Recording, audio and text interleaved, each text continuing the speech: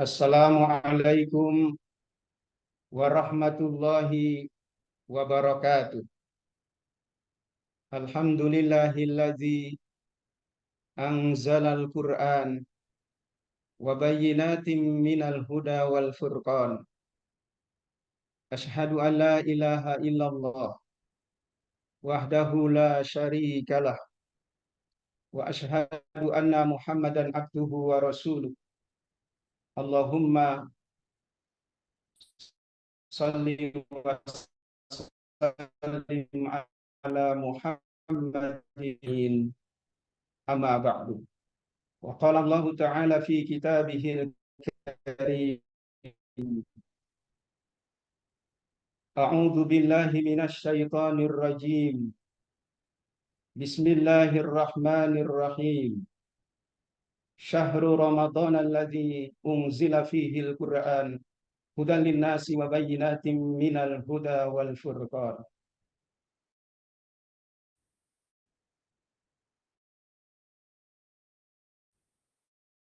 Dan muslimat yang berbahagia. Alhamdulillah wa syukurillah, pada kesempatan ini kita bisa berjumpa secara virtual, yaitu dalam rangka memperingati nuzulul Quran. Adapun tema yang diangkat adalah pariwisata halal dalam perspektif Al-Quran dan etika bisnis Islam. Dua kata yang dipadukan, yaitu pariwisata dan halal.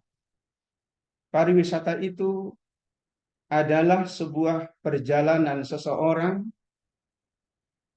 dalam waktu yang sementara dari tempat satu ke tempat lain dengan tujuan tidak lain adalah rekreasi, menambah wawasan, dan juga pengalaman.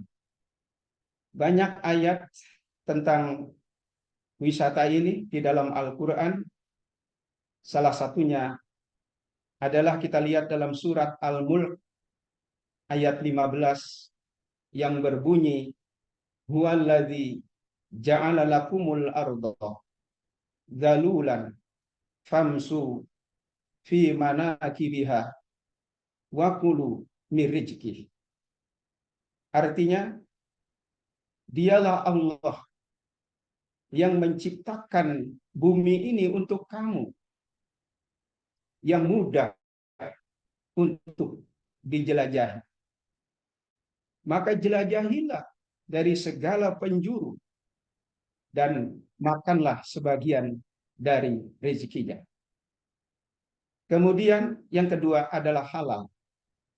Adalah sebuah kegiatan atau objek, baik itu berupa makanan atau minuman yang diizinkan dan tidak bertentangan dengan syariat Islam di dalam Al-Quran. Banyak terulang kata halal ini di dalam Al-Quran. Salah satunya juga kita bisa lihat di dalam surat Al-Baqarah ayat 168. Ya ayyuhan nas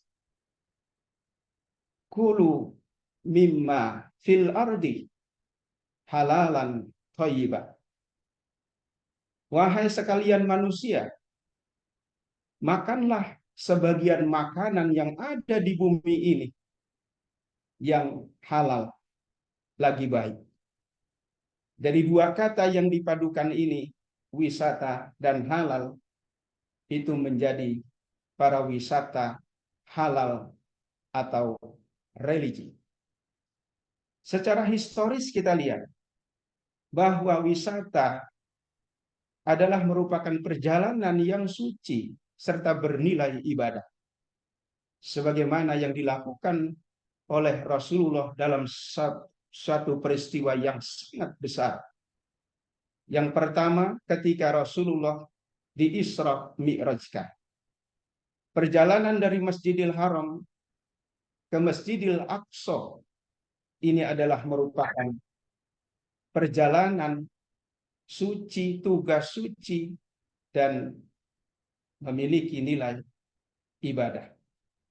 Yang pada saat itu Rasulullah alhamdulillah menjadi terhibur, gembira.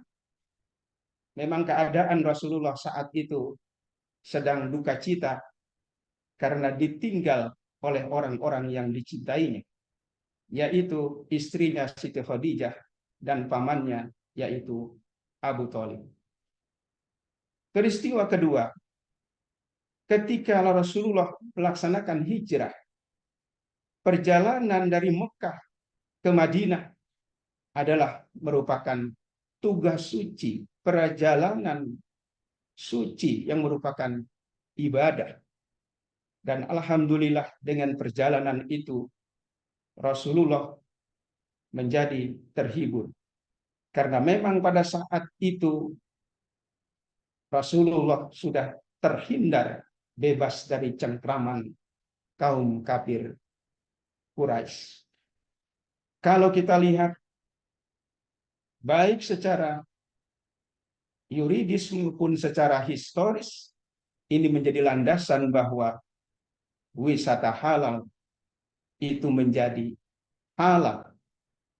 Dan karena memang juga dapat memberikan keyakinan yang tinggi kepada wisatawan, baik itu wisatawan lokal, regional, sampai kepada mancanegara, tingkat dunia.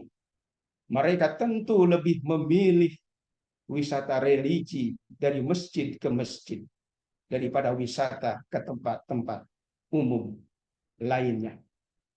Kita lihat wisatawan ya dari masjid ke masjid, dari masjid Kubah Mas, kemudian wisata religi ya ke Masjid Jogokarian, dan sekarang sedang diburu adalah wisata religi ke Masjid Al-Jabar di Bandung. Dan tentu banyak wisata-wisata religi lainnya selain yang disebutkan tadi. Kemudian tempat-tempat penziarahan juga yang termasuk wisata religi, ziarah ke Banten, Sultan Maulana Hasanuddin, ziarah ke Sunan Gunung Jati, Cirebon, ziarah ke Kediri, ke Demak, Jawa Tengah, juga ke Pemijahan Tasikmalaya, dan banyak lagi tempat-tempat wisata religi yang lainnya. Kenapa mereka buru? Karena dua nilai yang didapat. Pertama, yaitu rekreasi. Dan yang kedua adalah memiliki nilai ibadah. Bahkan hal ini tentu dijunjung tinggi. Kita lihat dalam Global Travel Index GMT bahwa Indonesia menempatkan posisi yang pertama dalam destinasi wisata halal, sehingga mengalahkan 140 negara, bahwa Indonesia menjadi peringkat terbaik ya destinasi wisata halal tingkat dunia, sehingga Indonesia dinobatkan sebagai pusat halal dunia. Hadirin wal hadirat yang berbahagia, tentunya dalam pelaksanaan para wisata halal ini yang dilandasi dengan syariat di dalam Al-Quran, lalu kemudian dibingkai dengan etika atau akhlak, maka ini menjadi dasar yang sempurna sejati. Karena memang akhlak ini menempatkan posisi tertinggi dalam hubungannya secara vertikal maupun secara horizontal. Baik itu hubungan kepada Allah, kepada sesama manusia, termasuk kepada alam ini. Dan Rasulullah juga diutus cuma satu, adalah untuk menyempurnakan akhlak. Innama bu'istu liutammima makarimal akhlak wa innaka la'ala khuluqin azim. Sungguh engkau Muhammad mempunyai akhlak yang begitu tinggi. Kita lihat dalam penerapan yang berlandaskan pada syariat di dalam Al-Quran juga etika itu dapat menempatkan wisata halal itu dalam beberapa tempat yang dikategorikan sebagai wisata halal. Pertama, tentu dari segi tempat. Dalam wisata halal, tempat dan sarana ini tentu tersedianya tempat ibadah dan sarana lainnya yang sesuai dengan syariat, termasuk makanan yang dikonsumsinya juga adalah yang halal lagi thayyib. Kemudian dari segi pelayanan, sudah tentu memberikan pelayanan yang prim, yang sopan, yang ramah, ya, sehingga dapat memuaskan daripada wisatawan itu. Dari mulai masuk sampai kepulangannya, tentu akan membawa kesan yang positif. Kemudian dari segi pelayanan, dari segi kegiatan.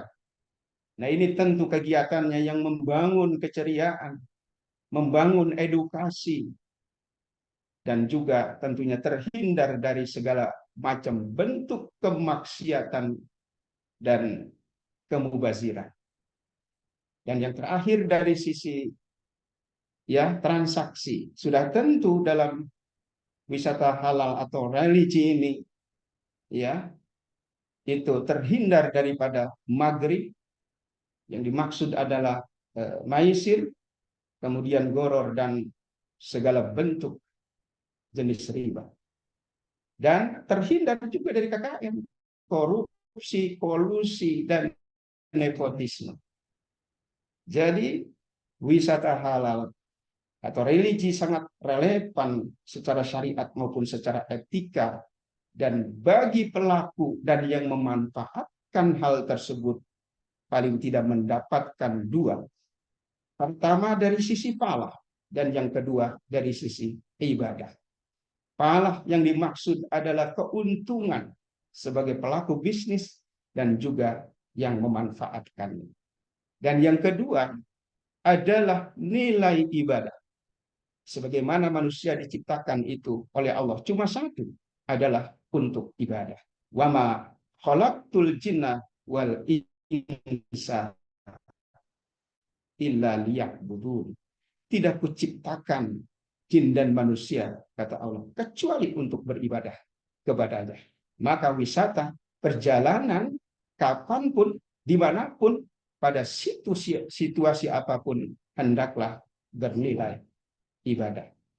Ini yang bisa disampaikan, mudah-mudahan bermanfaat. Wassalamualaikum warahmatullahi wabarakatuh.